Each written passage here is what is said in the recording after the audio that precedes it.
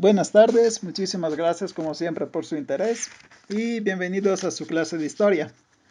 Hoy empezaremos hablando de un tema ya en teoría conocido, son los poemas homéricos, la Ilíada y la Odisea.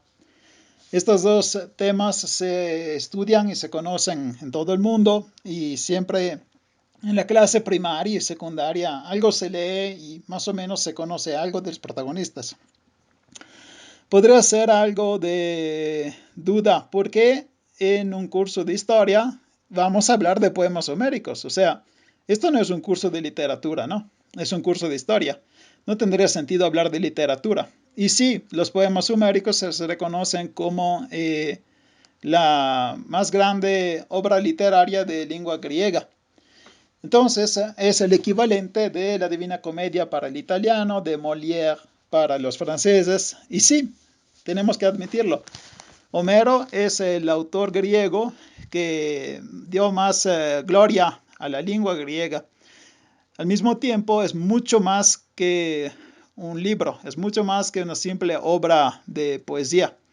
Y lo vamos a ver, una enciclopedia. Es una enciclopedia del mundo antiguo griego.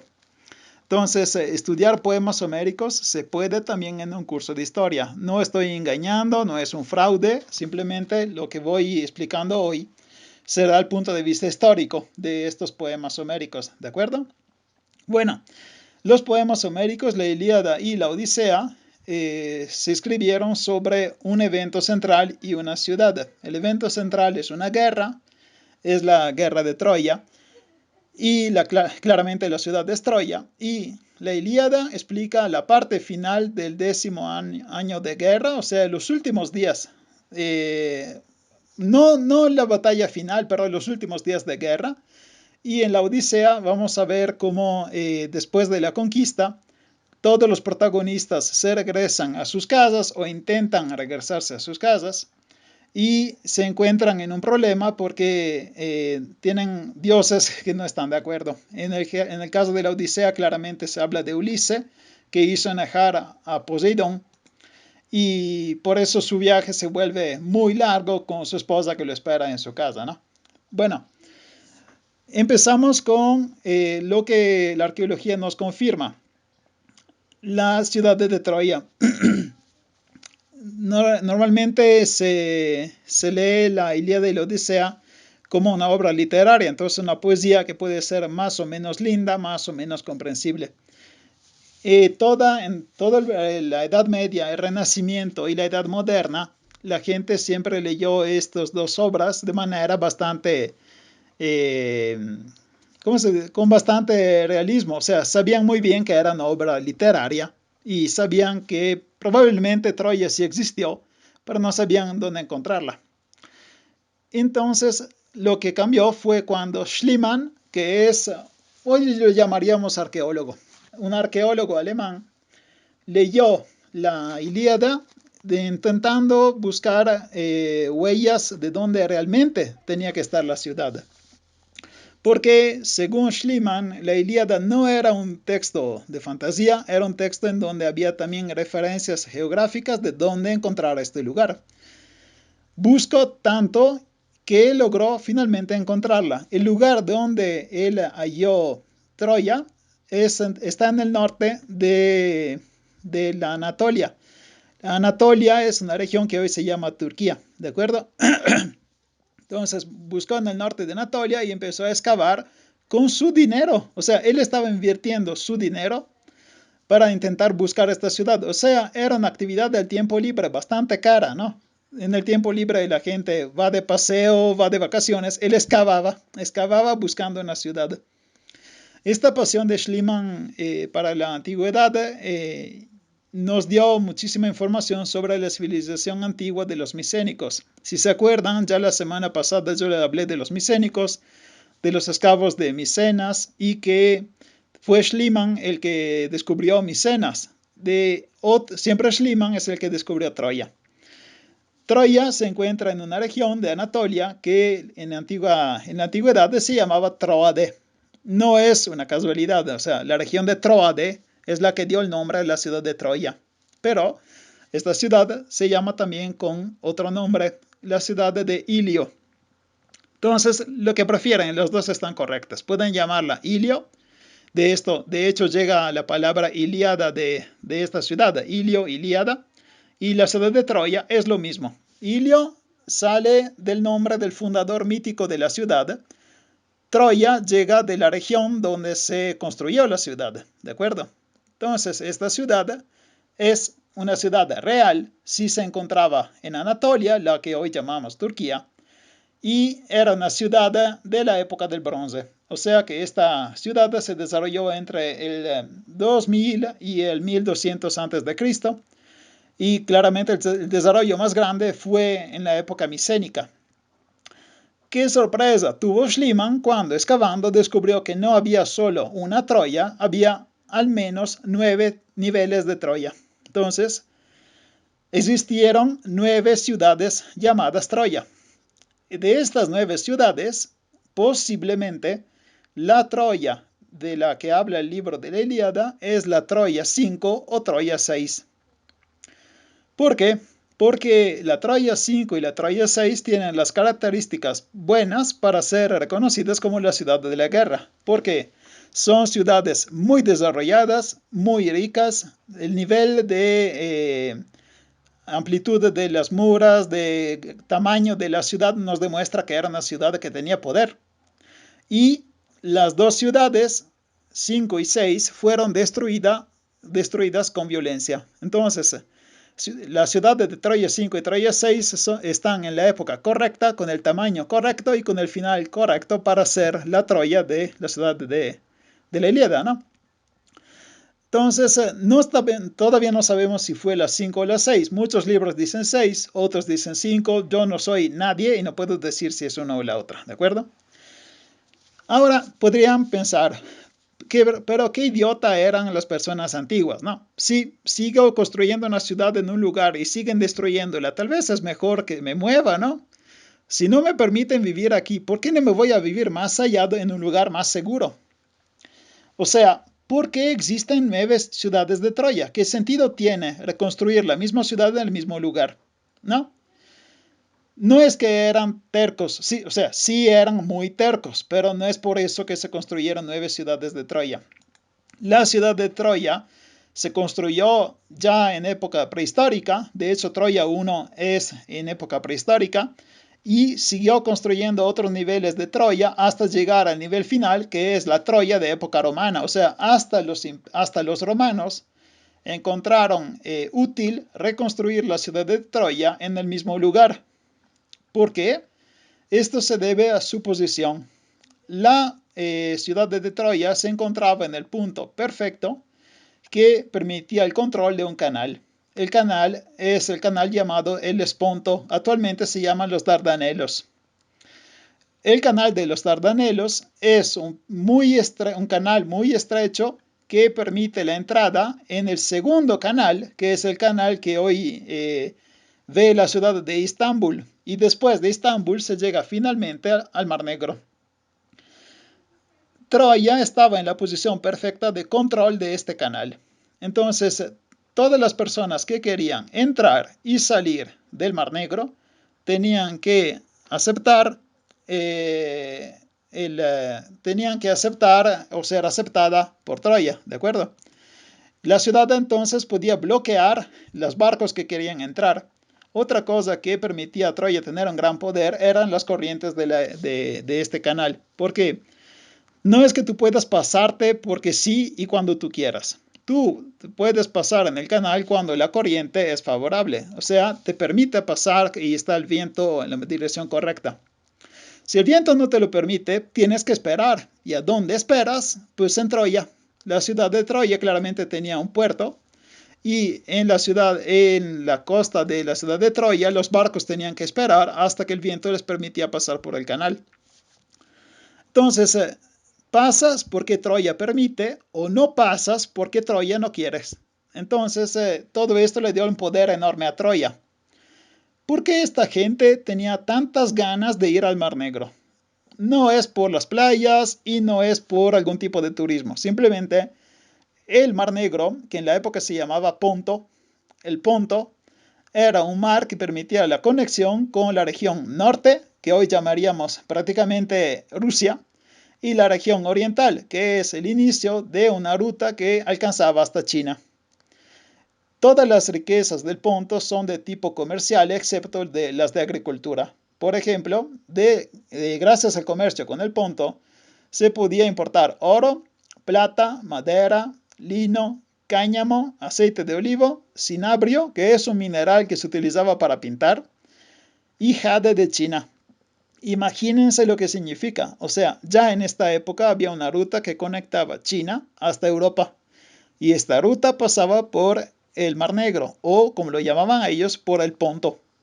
Pero para poder entrar al Ponto hay que pasar por la puerta. Y la puerta es el Hellesponto. ¿De acuerdo? Muy bien. O si quieren llamarlo con el nombre moderno, Dardanelos.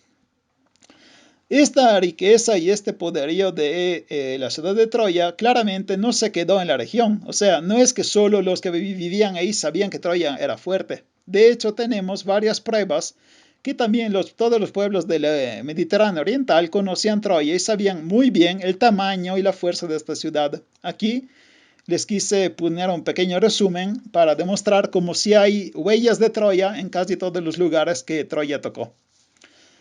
Los hititas reconocen la ciudad de Wilusa, que es el término hitita de Ilio, y el rey Alexandru. Alexandru se parece demasiado a Alexandros, que es el nombre que hoy se llama Alejandro en español. Pero Alexandros es el segundo nombre de París. Antes que alguien de ustedes se explote o enloquezca, cuando digo París no es la capital francesa, es el protagonista del rapto, del secuestro de Helena de Troya. Porque en esa época Helena de Troya no se llamaba Helena de Troya, se llamaba Helena de Esparta. Entonces, Helena de Esparta era una reina que tenía que ser la reina más hermosa de toda esa época, porque varios príncipes se ofrecieron para poder casarse con ella. Al final se casó con el rey de Esparta y se había vuelto Helena de Esparta. París se enamoró, según el mito, se enamoró de esta Helena. Y parece que también Helena estaba bastante de acuerdo.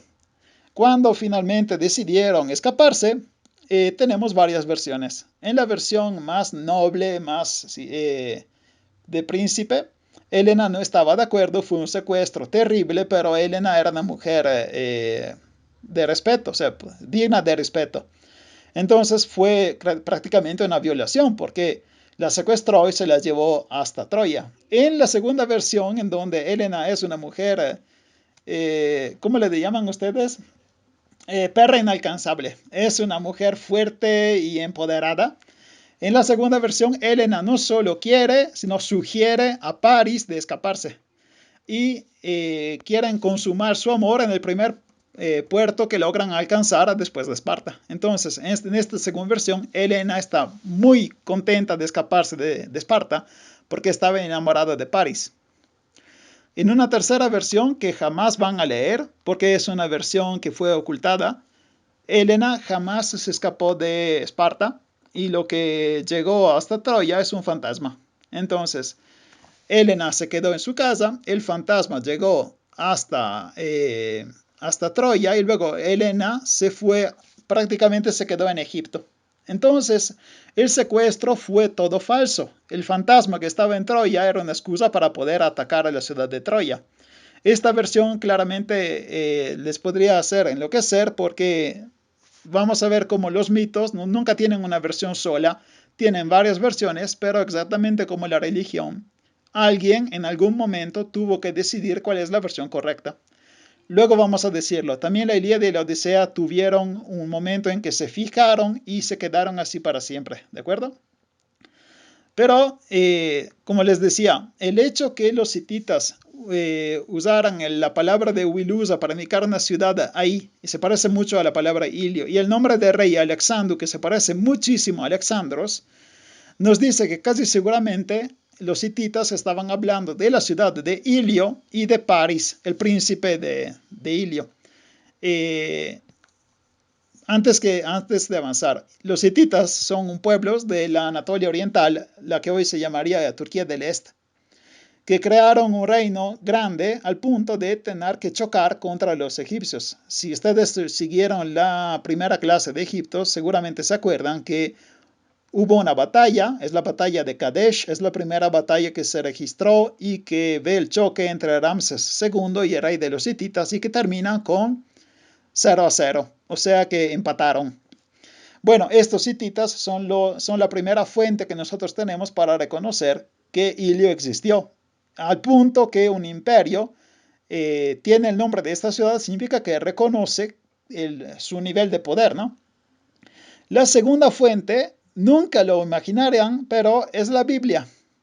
Si ustedes buscan en el libro de Josué, esto lo copié perfectamente, entonces no es que puedan decir no te creo y así. Libro de Josué 10:13, tienen que leer, y dice, por lo cual Adonisec, rey de Jerusalén, envió a Jotham, rey de Hebrón, a Piream, rey de Jarmut, a Jafía, rey de Laquis, y a Debi, rey de Eglón, bla, bla, bla. Es una lista de reyes y el rey de Jerusalén pide ayuda a estos reyes. El rey de Jarmut se llama Piream, se parece demasiado a Príamo. Príamo era el rey de Troya. Entonces, el rey de Troya, llamado Príamo, está presente también en la Biblia. Significa que también los pueblos de Israel conocían al rey Príamo como figura política. Otra confirmación que sí existía Troya, ¿no? Otra confirmación es la estela de Medinet Habu. Esta estela ya la estudiamos en la clase de Egipto, porque en esta estela se encuentra la lista en donde se habla de los pueblos del mar. ¿Quiénes son los pueblos del mar? Ya lo saben, en teoría. Los pueblos del mar son una alianza de poblaciones que invadieron el Mediterráneo oriental y que causaron la caída de al menos 2 imperios y casi la destrucción de Egipto.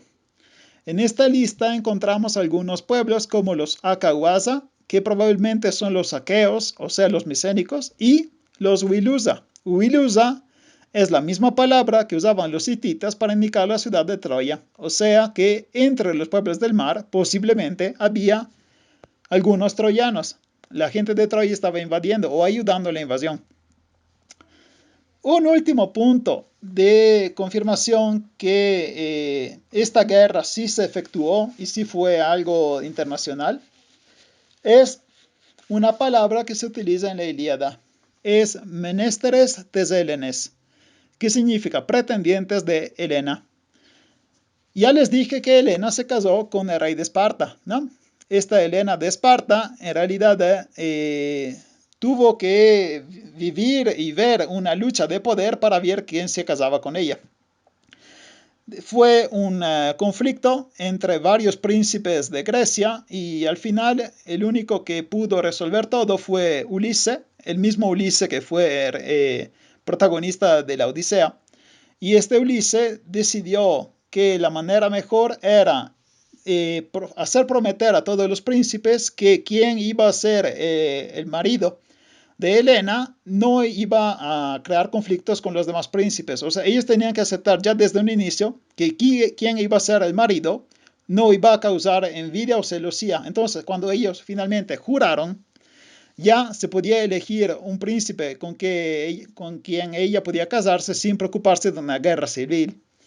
Estos príncipes que podían casarse con Helena se llamaban menesteres, o sea, pretendientes de Helena. Pero por cuanto románticos y cursis sean ustedes, les juro que una mujer no es suficiente para declarar una guerra. Y es una excusa muy romántica que secuestraron a una mujer y hay que declararle guerra para liberar a Helena. Además, ya vimos que Helena estaba muy feliz entre los brazos de Paris. No tenía que escaparse y no era un secuestro real, ¿no? Se escapó con Paris. O sea, el único que podía ser enojado sería el que tenía los cuernos, que era su esposo, ¿no? Pero de ahí a provocar una guerra, por favor, cambia todo si van a leer menesteres Teselenes como menesteres tou Helespontu, que significa pretendientes del Helesponto. O sea, los pretendientes de Helena en realidad son una metáfora para decir que había pretendientes al canal. ¿Se acuerdan el canal del Helesponto? El que permitía pasar al Mar Negro. Troya tenía el control del canal y esto significaba que de este control le llegaba un chingo de dinero, porque no solo podía permitir quién pasaba y quién no, sino podía empezar a pedir impuestos. ¿Quieres pasar? Me das un 5% de lo que estás transportando. Imagínense lo que significa. Todos los barcos que pasaban de y hacia el Mar Negro tenían que pagar algo.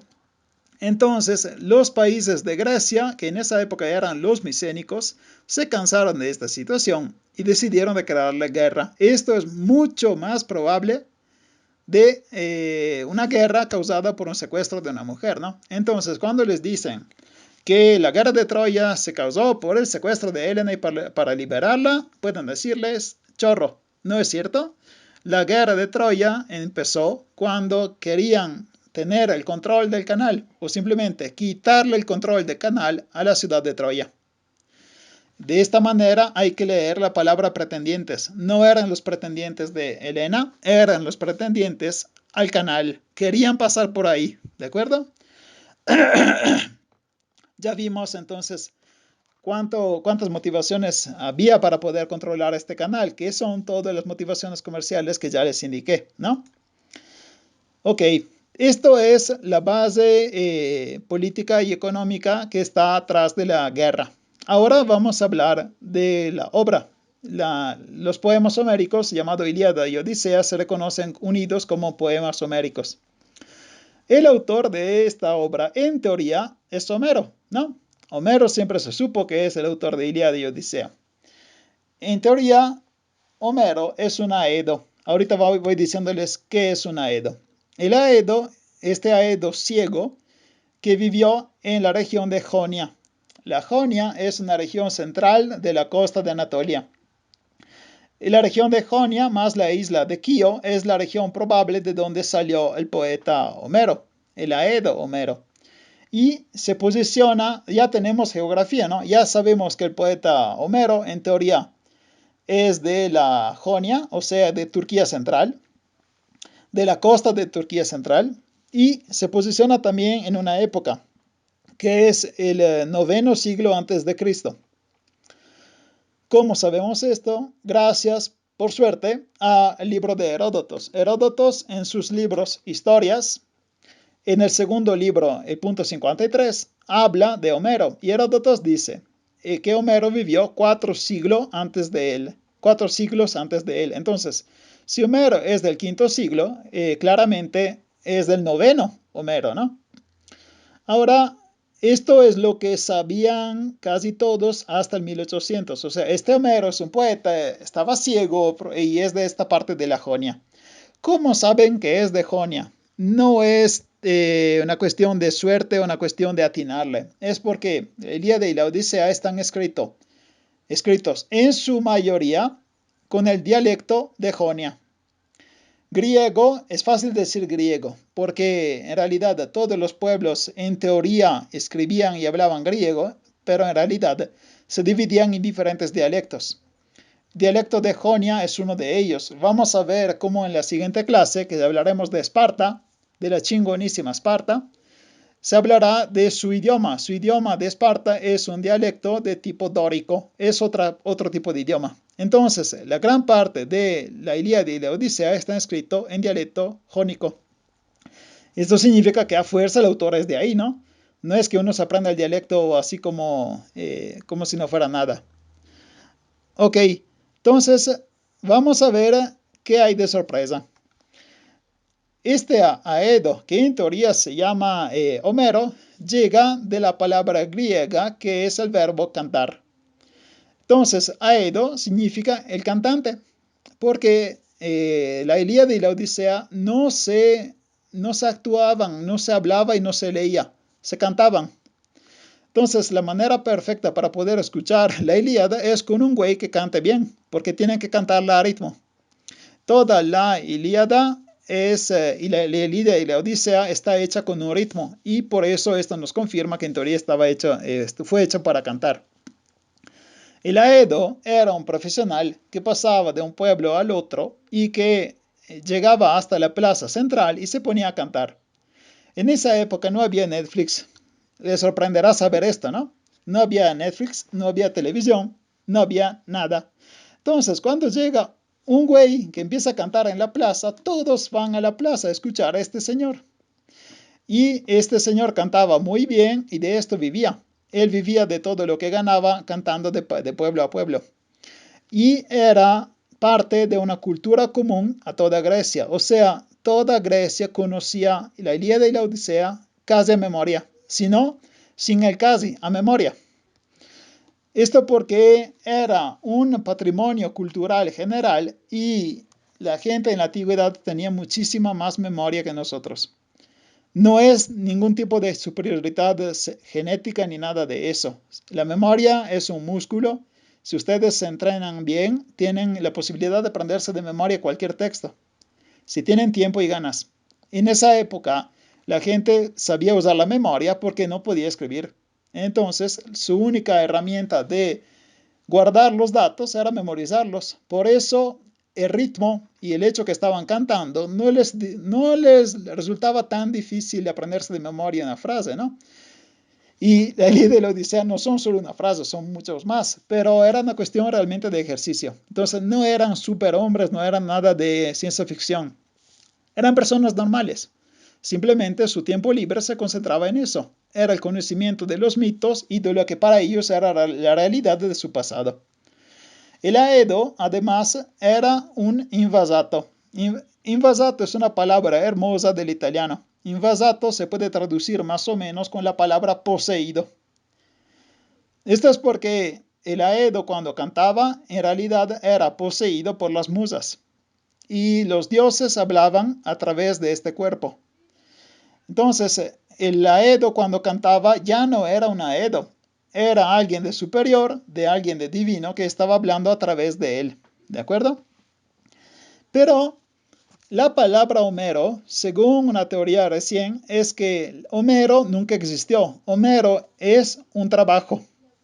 Entonces, no existió Homero, pero sí existió la escuela de los Homeros. O sea, los Homeros eran las personas que tenían que memorizar, cantar y después, en una fase final, poner escrito la forma de la Ilíada y la Odisea. Entonces, ya quitamos un mito que es la guerra de Troya que se luchó para liberar a Helena. Ya le quitamos otro. No existe un autor Homero. Probablemente Homero es un título, un trabajo. Pero esta persona seguramente era un aedo, o sea, un cantante. ¿De acuerdo? ¿Por qué estaba ciego? Porque normalmente una persona que está ciega no se distrae con la realidad. Está concentradísima en su mundo interior y por eso es una grabadora humana perfecta. Porque no tiene nada que lo distrae, ¿no? Ni siquiera está viendo el público porque no puede verlos. Bueno, ahora pasamos a hablar del texto. Como ya les dije, no es simplemente un texto literario de poesía. Y se utiliza para describirla una definición que es la de enciclopedia tribal. Esta definición fue inventada por Eric Havelock, que es un filólogo inglés. Eric Havelock reconoció que en los poemas homéricos se encuentra cualquier forma de filosofía, historia, ciencia y de reconocimiento étnico al interior del mundo griego. Para demostrarles esto, les digo solo una curiosidad. Cuando Alejandro Magno empezó a tomar poder y estaba volviéndose ese líder militar que luego conocemos y que conquistó lo demás de Asia, cuando era muy joven tenía algunos problemas porque él era de un pueblo que eran los macedones. Macedonia, la región de Macedonia, era una región que en esa época, que es el cuarto siglo antes de Cristo, todavía ya podía ser una región fuerte, era una región militarmente más fuerte. Pero en ningún punto de la Ilíada ni de la Odisea se habla de Macedonia. Esto significa que los griegos no reconocían Macedonia como tierra griega. Por eso, Alejandro Magno y también su papá Felipe no fueron reconocidos como griegos, eran medio griegos, medio bárbaros. ¿Por qué? Porque en ningún punto de los poemas homéricos se habla de Macedonia. Esto les demuestra cómo realmente lo que está en la Ilíada y la Odisea es real y es griego, y lo que no está, no es griego. Así ellos usaban la Ilíada y la Odisea. Por eso vale la definición de enciclopedia tribal, porque todas las tribus que importan están en la Ilíada, ¿de acuerdo? Y los griegos creían completamente esta historia. Hasta Tucídides, que es el historiador más importante y el que más busca reconstruir la verdad y el pasado como realmente fue, logra creer todo lo que dice la Ilíada y la Odisea. Él cree completamente en la Ilíada y la Odisea. No piensa que es un texto literario.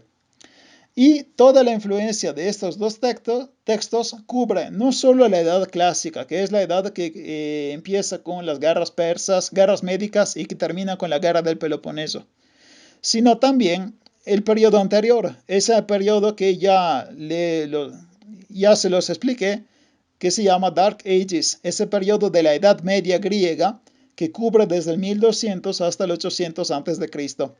Durante las Dark Ages, los pueblos de Grecia iban adorando algunos lugares donde en teoría eran las tumbas de los héroes. Entonces, también durante los Dark Ages la gente respetaba los héroes que estaban en la Ilíada. Había claramente la tumba de Aquiles, la tumba de Ulises, la tumba de Agamenón, y la gente iba hasta esa tumba y los adoraba porque eran semidioses, casi dioses, ¿de acuerdo? La Ilíada está compuesta por 15.000 versos y habla del 10º año de la guerra de Troya, último año. Mientras que la Odisea es un poquito más corta, son 12.000 versos, y habla del regreso de Ulises a la isla de Ítaca, ¿no? Pero este tipo de historia no es la única historia que existe sobre la guerra. De hecho, se incluyen también otras ciprias. Estas palabras ciprias son otros orígenes y los primeros 9 años de guerra. O sea, si quieren ver cómo pasaron los primeros 9 años de guerra, no lo encuentran en la Ilíada. La Ilíada solo habla del año 10. Los primeros 9 años estaban en las Ciprias, que es el nombre que llevan estos libros. Y otros libros que se llaman Nostoi. Y los Nostoi significan los regresos. Entonces, si van a ver la Odisea, descubren el regreso de Ulises, pero no es que él se regresó solo de la guerra, ¿no? Muchos se regresaron de la guerra, claramente todos los que sobrevivieron y también todos los que se escapaban de la ciudad de Troya que ya estaba conquistada. Cada héroe que se regresaba dio origen a una historia. Esta historia está escrita, simplemente no entró en el código de la Ilíada ni de la Odisea, ¿de acuerdo? Además, los mismos poemas, o sea, la Ilíada y la Odisea, se componen de poemas más pequeños. Por ejemplo, las aventuras de Telémaco. Telémaco es el hijo de Ulises. Las aventuras de Telémaco parecen un libro dentro del libro, porque parece que Telémaco es realmente el protagonista de este libro. Otro, las aventuras de Ulises entre los feaces. Los feaces son ese pueblo que logra dar hospitalidad a Ulises. Y cuando los estudiosos empezaron a analizar el texto, encontraron que había algún problema porque hay un cambio de estilo, hay un cambio de ritmo entre algunas partes de la Ilíada y de la Odisea. El abad de Aubignac en el siglo XV había hipotizado que eran muchos cantos independientes de tiempos y de autores diferentes, todos reunidos en un segundo tiempo. Entonces, según esta opinión, había varias historias que fueron reunidas solo en un tiempo tardo, ¿de acuerdo? Exactamente como pasó en la Biblia. En la Biblia son varios textos de diferentes épocas que luego se reunieron. Por eso hay mucho conflicto al interior de la Biblia, porque no fue hecho por un solo autor, son varios, ¿no? Y estos conflictos empezaron ya a analizarse en época antigua, en la época de los gramáticos de Alejandría. Los gramáticos de Alejandría son unos estudiosos, no por nada, de Alejandría, o sea, de la Alejandría de Egipto. Y en esta ciudad ellos empezaron a estudiar todos los mitos y empezaron a dar una forma a lo que encontraron como textos. Y ellos descubrieron que había una diferencia y por eso se dividieron en dos grupos: los analíticos y los unitarios. Los analíticos creían que había varios autores, los unitarios creían que había solo un autor que completó el todo. Y los especialistas contemporáneos creen que solo fueron uno o dos autores que lograron reunir varios poemas a distancia de algunos decenios. Significa que si fue un solo autor, él lo unió la Ilíada primero y después de unos 20-30 años creó la Odisea. Pero viendo cómo era la vida promedio de la época, es más fácil que fueran dos diferentes autores, ¿de acuerdo? Pero esto se hizo pescando de una tradición anterior muy larga. Esta tradición anterior seguramente llega del sustrato micénico, o sea, seguramente los micénicos fueron la parte de origen histórica. Entonces, la historia de la guerra de Troya habla del periodo micénico como mínimo, pero el verso que se utiliza en la Ilíada y en la Odisea es lo que se llama hexámetro dactílico. El hexámetro dactílico es un ritmo de la poesía que nació en la época minoica, en la isla de Creta. ¿Se acuerdan los minoicos, verdad? De los toros, de la diosa madre. Bueno, ellos ya habían inventado este ritmo de poesía. Lo que están viendo aquí y que parece escritura de Marte, en realidad es la representación gráfica del ritmo. Yo soy un historiador y soy un profesor de idiomas. Absolutamente no soy un especialista de literatura ni soy un poeta. Si me quieren preguntar cómo tengo que pronunciar eso, ni idea. Entonces, si quieren saber cómo se pronuncia bien el hexámetro dactílico, no puedo ayudarles. Pero podemos buscar, en caso puedo encontrar algún amigo o algún especialista que sí sabe de poesía para ver cómo él lo pronuncia, ¿de acuerdo? Mi límite lo declaro, entonces no me pregunten nada de la poesía del hexámetro dactílico, por favor, ¿sí? Bueno, este material se habría transmitido oralmente, también ayudado por los epítetos homéricos. Los epítetos homéricos son una serie de palabras, frases y descripciones que sirven para aprenderse más fácilmente la parte de la Ilíada y de la Odisea. Cada protagonista de la Ilíada y de la Odisea tiene uno o más epítetos. Por ejemplo, Aquiles, el epíteto más famoso es el Pélida. El Pélida Aquiles significa el de pies ligeros, el que es rápido, ¿no?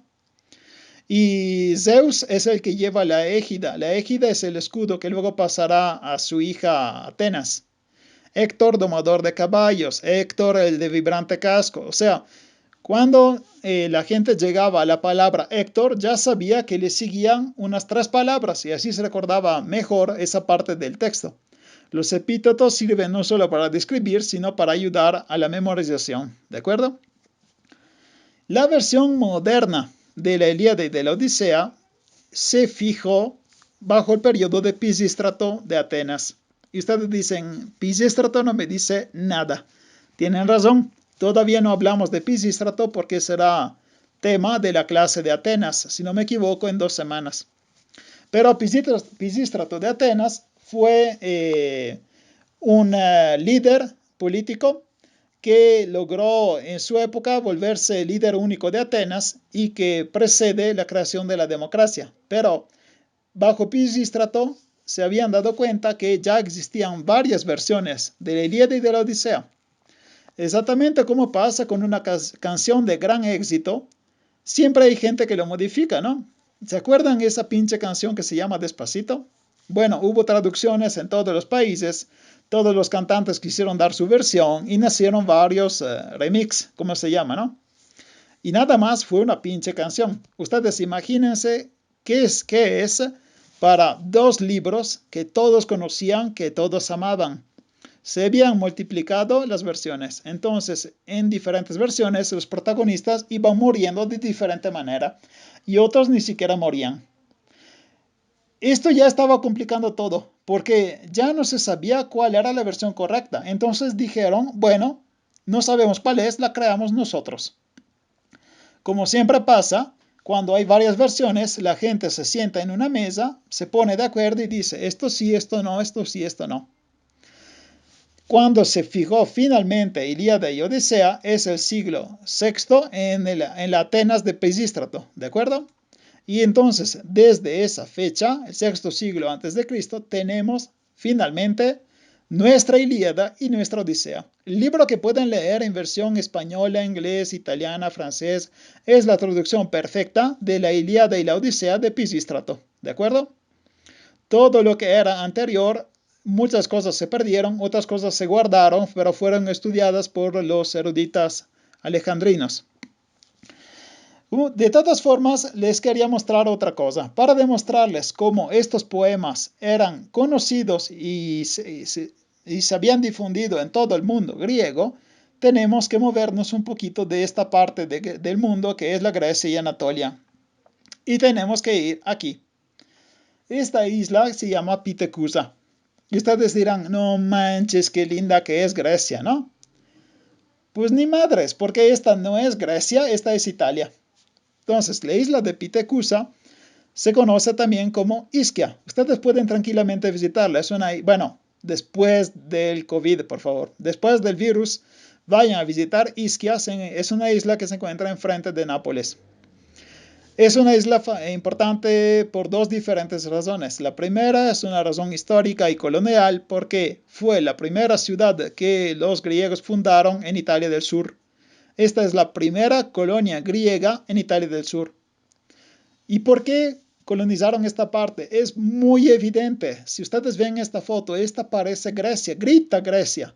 Y en realidad es Italia. Ellos se quedaron en esta parte porque reconocieron algo muy similar a su casa. Entonces tiene sentido que colonizaron esta isla, ¿no? La otra cosa que hizo famosa la isla de Pitecusa es haber encontrado una copa. La copa de Néstores. Néstores es uno de los tres reyes más fuertes de la Ilíada. Son tres reyes: Agamenón, Néstor y Ulises. Ellos tres son los protagonistas más fuertes. Claramente Aquiles es el más fuerte físicamente y más rápido, pero no es muy inteligente. En cambio, Néstor y Ulises son más inteligentes y son muy hábiles, y Agamenón es el rey de los reyes. Entonces, esta copa de Néstor se encontró en la isla de Pitecusa. La isla de Pitecusa es del 725 a.C. En la copa de Néstor, aquí está, se encontró en la parte baja un texto. El texto fue traducido porque claramente es importante ver lo que dice, ¿no? Hay dos versiones. En la primera versión dice: la copa de Néstor era agradable de beber, pero quien beba de esta copa quedará al punto dominado por el deseo de Afrodita, la de la hermosa corona. Muy poético para decir que si bebes de esta copa te quedas cachondo, ¿ok? Otra versión dice: soy la copa de Néstor, agradable para beber, quien bebe de esta copa quedará al punto dominado por el deseo de Afrodita, la de la hermosa corona. Sí, no, es casi igual, ¿eh? Bueno. Esta diferencia este punto de la comprensión es porque la copa de Néstor parece una versión irónica, más bien sarcástica, porque cuando ustedes leen la Ilíada y habla de la copa de Néstor, es un contenedor enorme de un tamaño de 1,5 metros y que para levantar necesitaba 4 personas. Era una copa. Más bien era como un garrafón enorme, porque necesitaba 4 hombres para poder levantarse. Esta copa que están viendo aquí tiene un tamaño de 20 centímetros. Entonces, la primera versión, es la interpretación, que esta copita pequeña, el autor quiso hacer una broma, escribirle: soy la copa de Néstor. En realidad no puede ser la copa de Néstor porque es 30 veces más pequeña, ¿no? Pero la segunda interpretación es lo más importante. Esta copa de Néstor está escrita en griego y es la primera evidencia arqueológica de colonia en Italia del Sur. O sea, esta copa es muy antigua hasta para la época griega. Y la primera cosa que encontramos en esta copa es una referencia a la Ilíada. Esto nos demuestra que la Ilíada en serio era conocida por todos. Todos conocían esta historia. Y llegamos a la hipótesis más extrema. El alfabeto griego nació para poder escribir la Ilíada y la Odisea, porque ya no confiaban en la forma que tenían de transmisión oral y tuvieron que ponerlo escrito para salvar el texto. Esto claramente es la versión más extrema. Normalmente la escritura no nace normalmente por la literatura, nace por una exigencia económica o material. Ya lo vimos, ¿no? ¿Se acuerdan cuando nació la escritura cuneiforme entre los sumerios? Pero la primera escritura griega en Italia habla de un paso de la Ilíada, ¿ok? Bueno, es difícil encontrar el contexto histórico de la historia de la Ilíada porque es muy larga y el periodo de composición también es muy largo. La lengua que se utiliza mezcla el dialecto jónico con otros elementos. Además, tienen algunos conflictos entre los soldados. Por ejemplo, los elmos que describen la Ilíada son elmos típicos de los micénicos. Están hechos de dientes de jabalí. Lo pueden ver aquí en esta pieza arqueológica. Y todas esas partes blanquitas son dientes de jabalí. Entonces, esta demuestra que sí estaba hablando de los micénicos, ¿no? Pero siempre en la Ilíada se habla de la cremación de los muertos, o sea, que van incinerando los cuerpos. Si se acuerdan cuando muere Patroclo en la Ilíada, le hacen muchos juegos y luego terminan quemando el cuerpo. Esto en teoría está mal, porque los micénicos no quemaban los cuerpos. Esta cultura de la incineración llegó en Grecia solo a través de la invasión de los dóricos. Esto lo vamos a hablar la siguiente clase, no se preocupen. No estoy corriendo, vamos a ver todo con calma. Pero hay un conflicto, entonces no pueden usar el casco micénico de dientes de jabalí y luego usar un ritual fúnebre que no era de esa época, ¿no? Además, el analfabetismo de los héroes nos indica que es el inicio de la Edad Oscura, porque todos los héroes de la Ilíada no saben leer ni escribir. Pero al mismo tiempo la organización política, la organización de cómo rey habla a sus generales y al pueblo, parece una organización del siglo VIII. O sea, hay muchos elementos que entran en conflicto. Esto nos indica otra vez que fue una historia compuesta en varios periodos, pero el objetivo final era fingir que era una historia hecha en época micénica. ¿De acuerdo?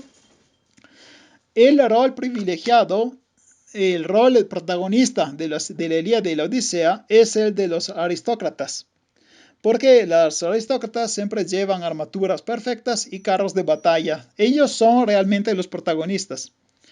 El ideal de la competición entre los aristócratas y el valor que permanece en la lucha entre ellos se quedará en la realidad griega. De hecho, todas las épocas de Grecia ven ideales de conflictos. Cada vez que los griegos no están luchando contra alguien más, están luchando entre ellos. Son como los italianos. Entonces, cuando ellos quieren demostrar su valor, lo hacen siempre con su vecino de casa o hasta en la misma ciudad, ¿no?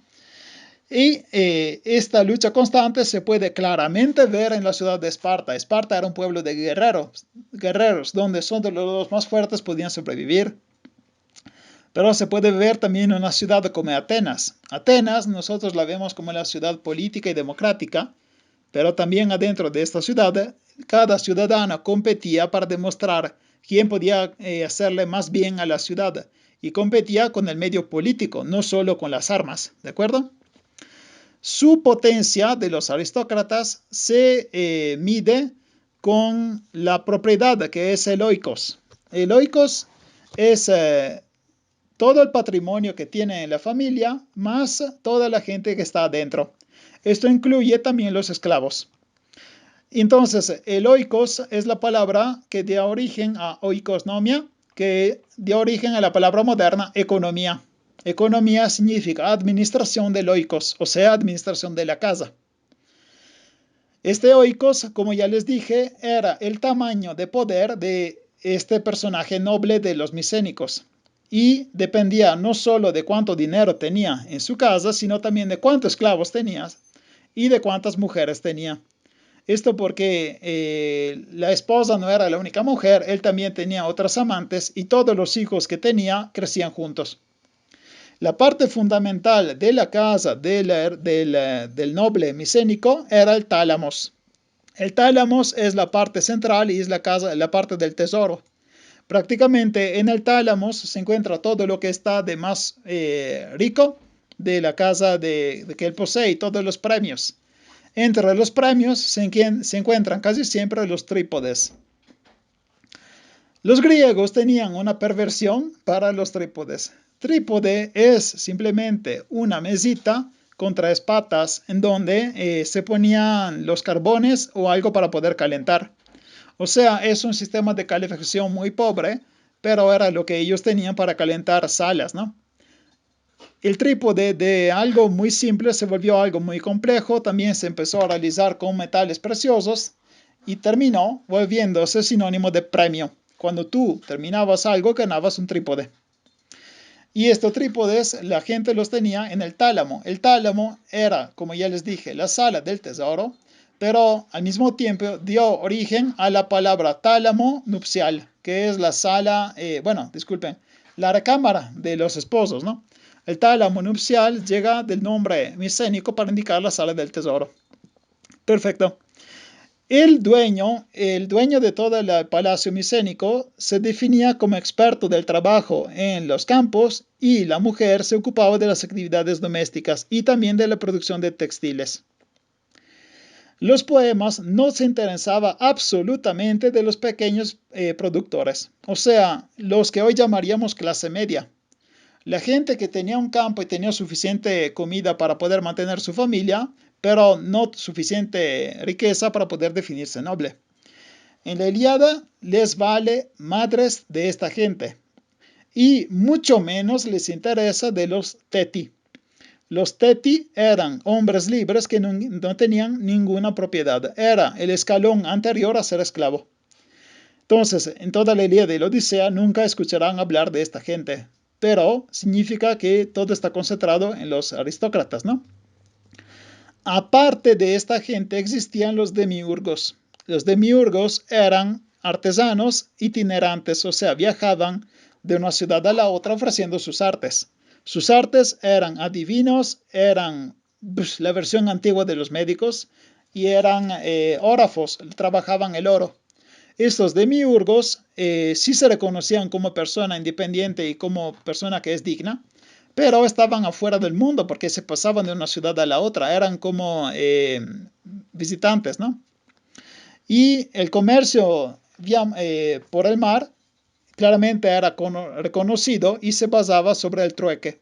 En la época de la Ilíada no existía la moneda, entonces todo se comerciaba dando, recibiendo algo de diferente, siempre usando algo de la naturaleza.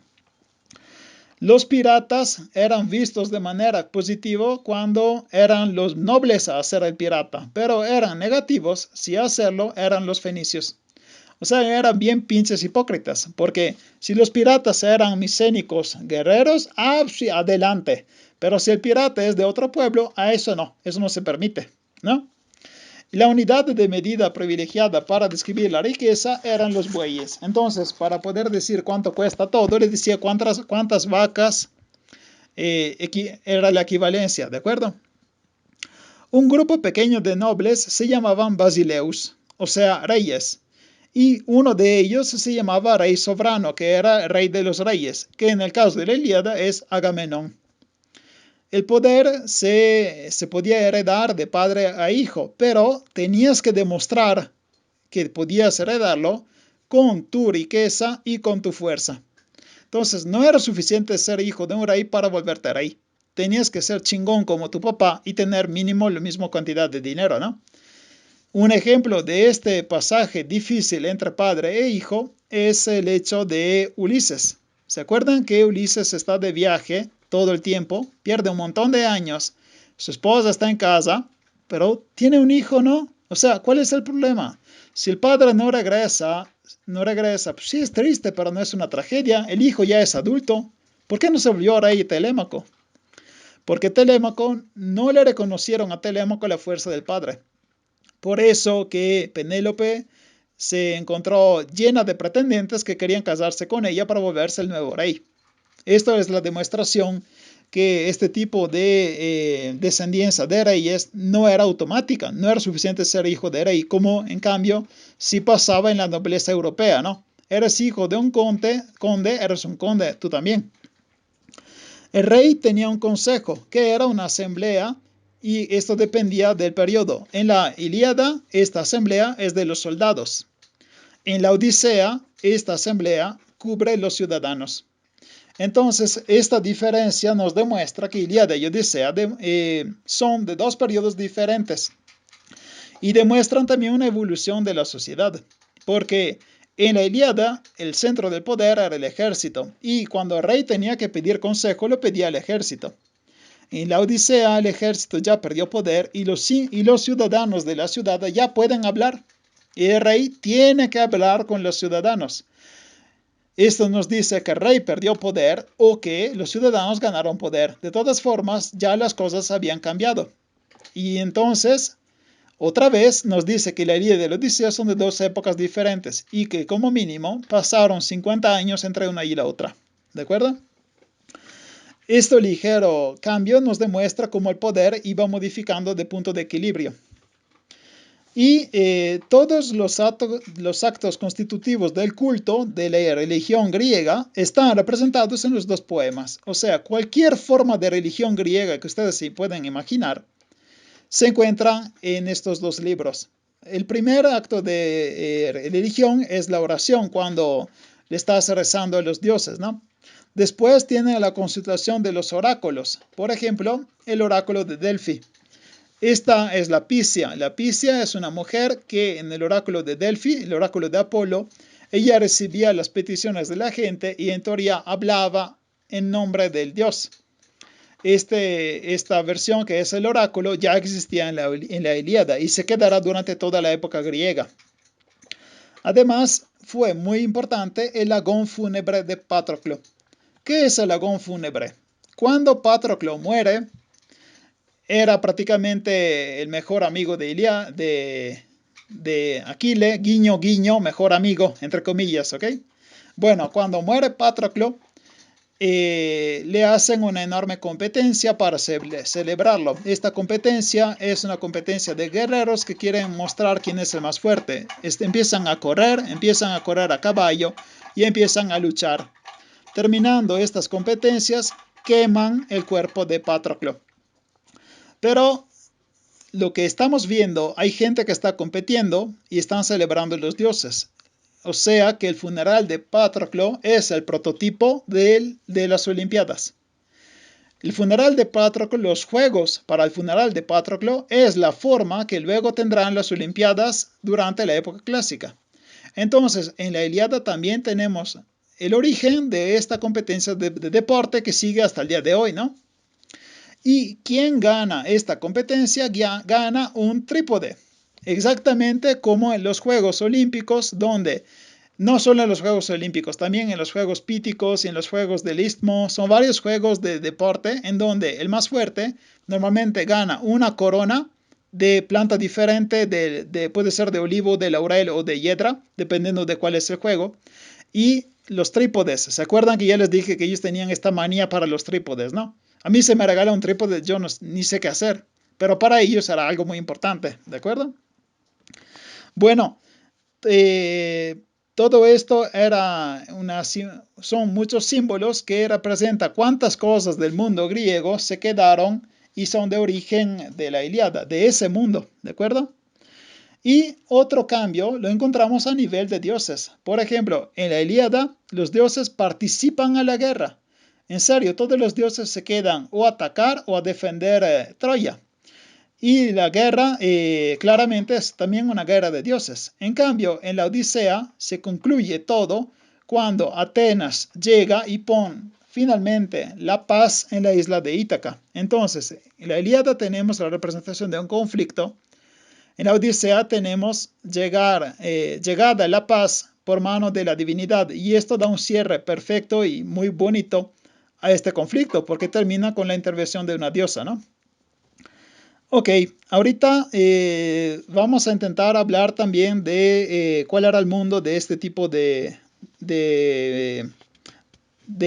poemas, ¿de acuerdo? Vamos a ver las definiciones de Agamenón. Agamenón era el rey de los reyes y utilizaba varios títulos. El primer título era Wanax. Wanax es el título que tiene el rey micénico y que se utiliza ya vimos hablamos de esto en la clase anterior, se utilizaba como el líder máximo. Además, era llamado Basileutatos, que significa el más basileus de todos, o sea, el más rey de todos, el rey de los reyes.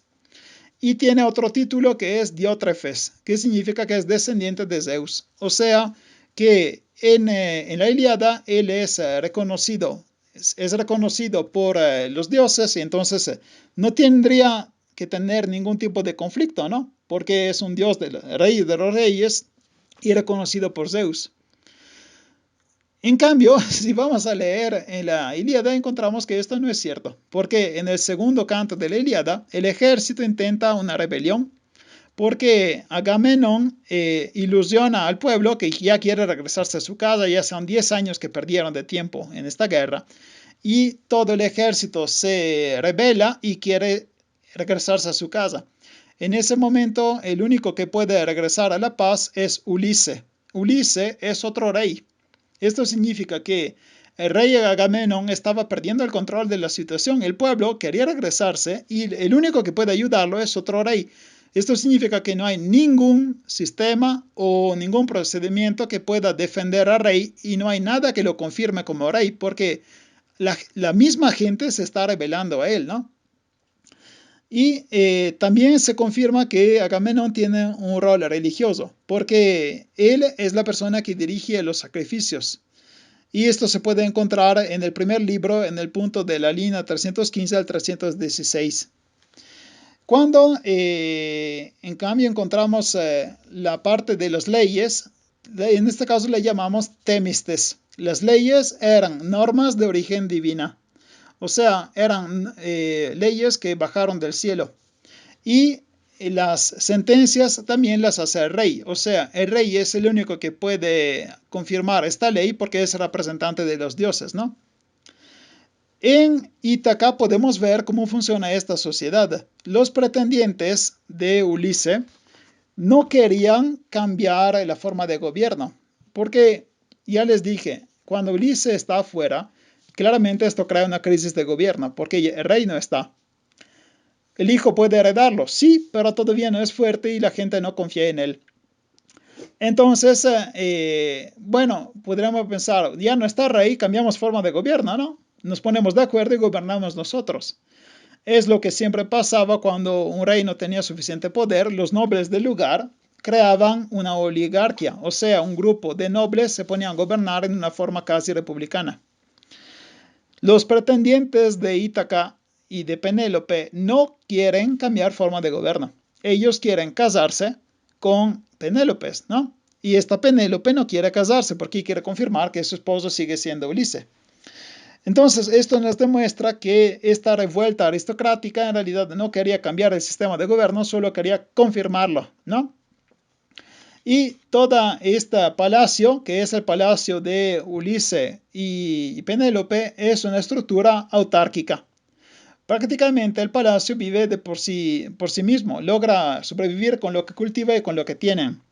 Los esclavos trabajan la tierra y son también pastores. Otras esclavas trabajan en la casa y las esposas están acompañadas por concubinas y como ya les dije, los hijos todos crecen juntos, ¿no? Y todo ese sistema económico es un sistema independiente y cada casa puede vivir por sí sola. Toda la tierra que está alrededor sirve para alimentar a la casa. El comercio no era ni importante ni frecuente, entonces ahí sí es una de las pocas épocas donde la autarquía existe, donde cada uno puede vivir por su cuenta. Claramente vivía muy mal, ¿no? Y es muy significativo que en estos libros no exista una palabra que indique los no nobles. Entonces todo lo que no es noble no les interesaba.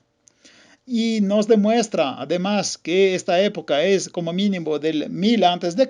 porque es una ciudad preestatal y preciudadana. O sea, no tenemos ninguna estructura de estado o de ciudad como las que sí conoceremos en época más tarde. Y lo único que tenemos como parecido son que estos palacios se parecen mucho a los palacios de época minoica. Y estos palacios minoicos se parecen a las ciudades-estado que se formaron en Oriente Medio. Seguramente hubo alguna influencia de Oriente Medio a la civilización minoica de los minoicos a la civilización micénica. Y la Ilíada sacó una foto de este tipo de situación. ¿Ok? Homero parece que intenta evitar voluntariamente, o sea, adrede, intenta evitar todos los anacronismos que seguramente tuvo para mezclar todas estas fuentes diferentes, ¿no? Por ejemplo, encontramos el catálogo de las naves. Este catálogo de las naves es una lista de barcos que se encuentra en el segundo libro de la Ilíada, del punto 464 al 760.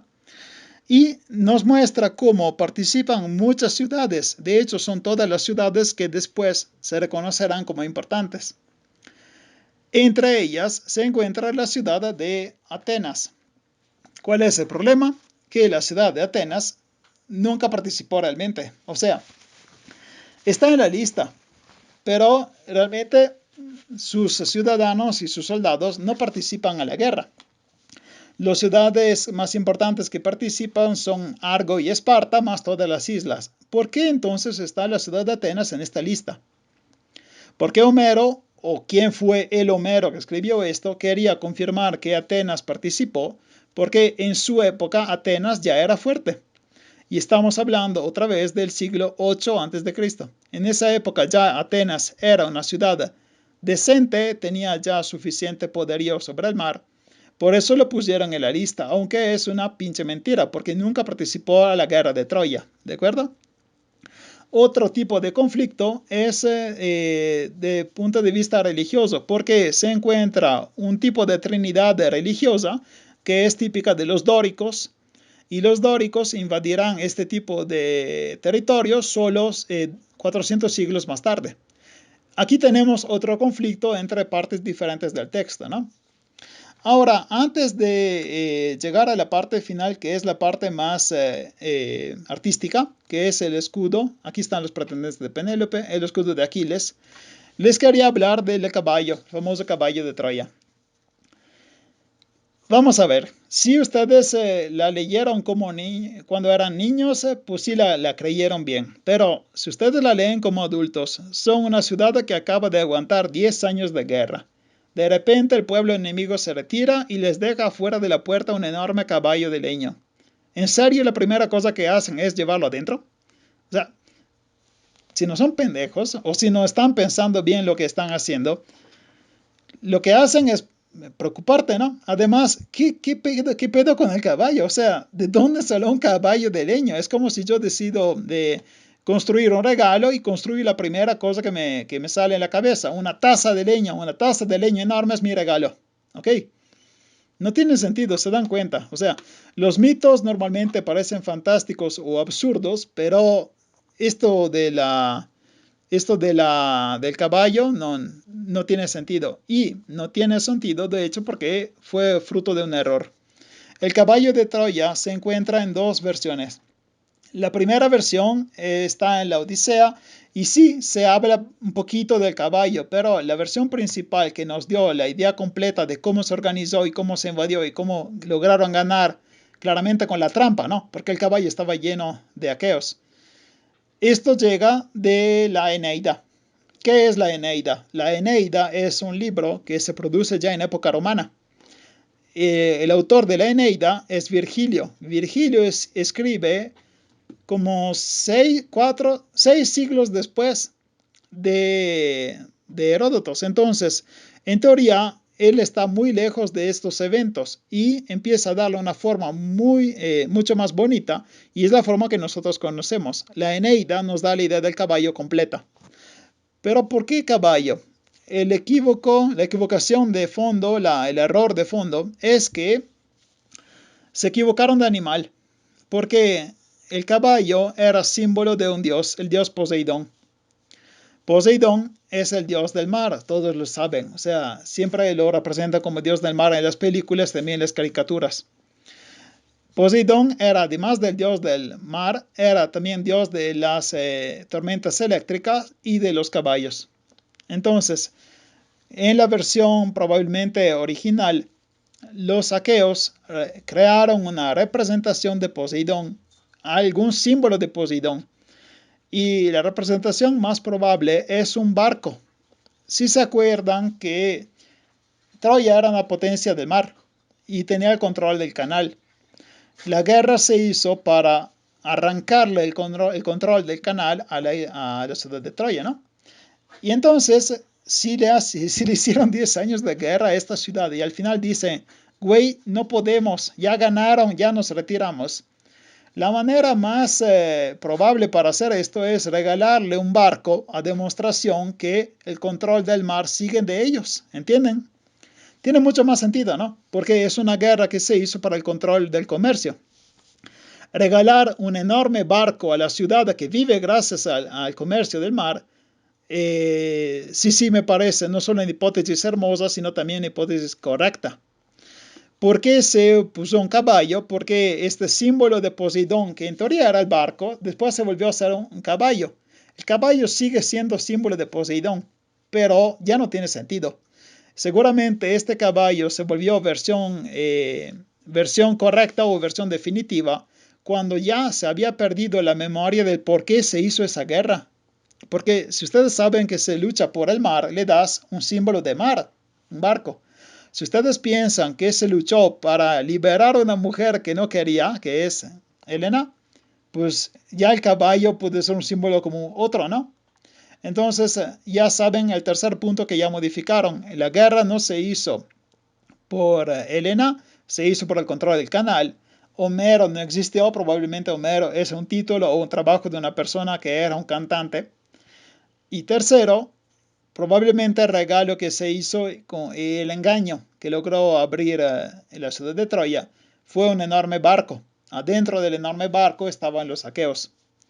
Entonces, esto ya da mucho más sentido a la historia. No sabemos si fue real o si realmente cuántas guerras de Troyas hubo, porque ya les dije, Troya fue destruida varias veces, ¿no? Puede ser que la guerra de Troya que se describe en Ilíada no sea solo una, sea un resumen de varias. Pero por el momento la historia no nos confirma más cosas, son puras hipótesis, ¿de acuerdo? Quería concluir esta clase viendo una parte artística, que es el escudo de Aquiles.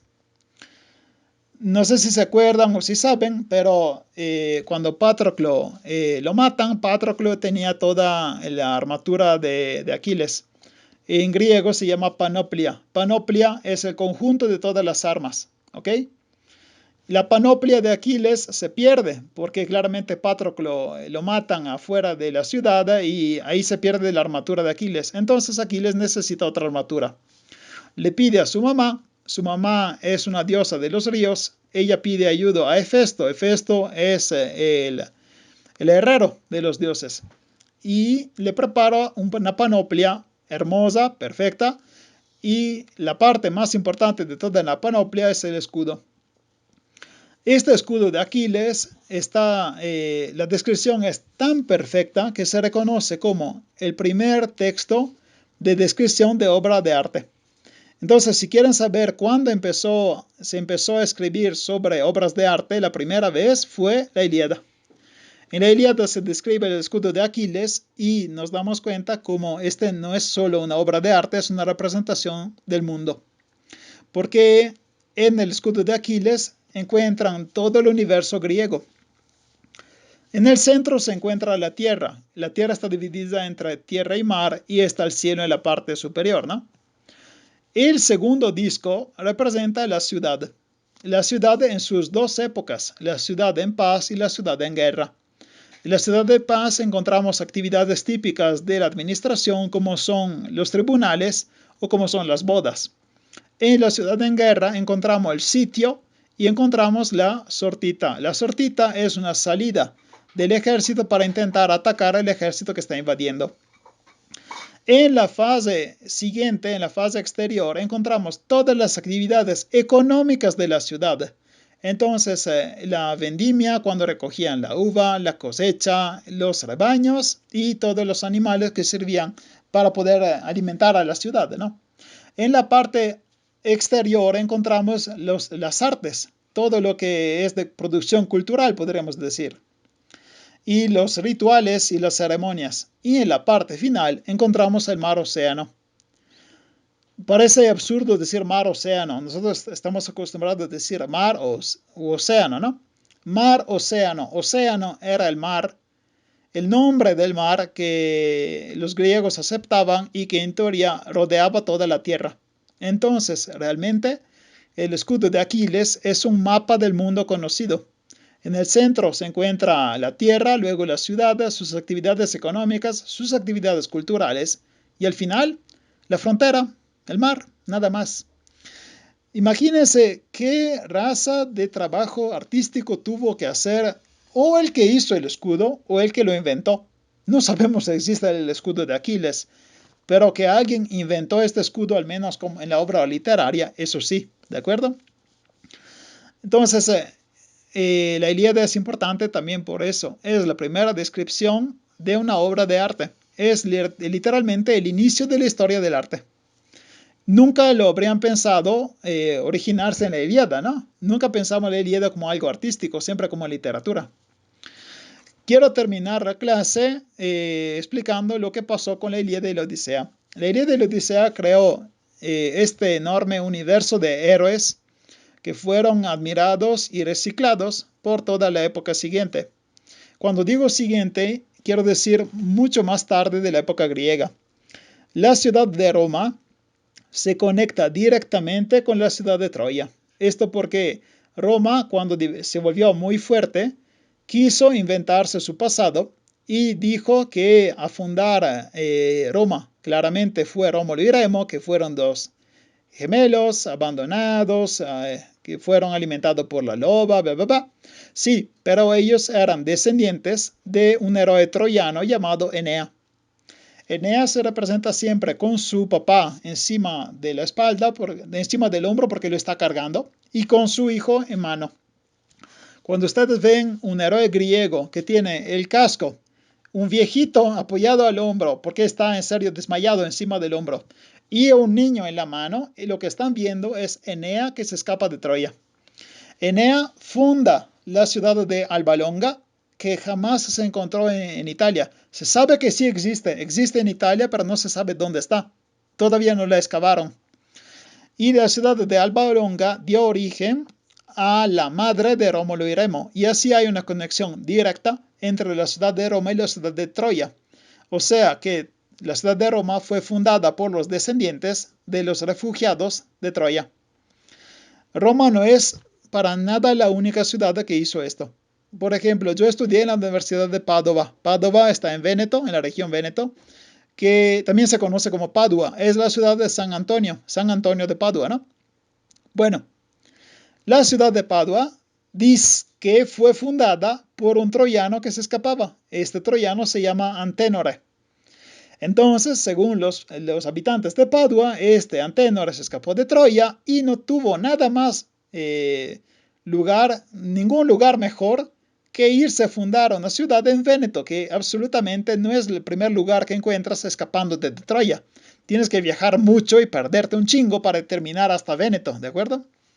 Pero Padua alcanzó este objetivo porque cuando tenía suficiente poder político y económico y religioso, acuérdense que es la ciudad de San Antonio, es un centro de peregrinaje y claramente de economía, ¿no? Porque mucha gente van ahí como turismo religioso. Cuando alcanzó ese nivel de poder, tuvo que crearse un pasado glorioso. Y para crearse un pasado glorioso, se conectó con Troya. Entonces, van a encontrar la historia de la guerra de Troya en todas las salsas cada vez que visitan Europa.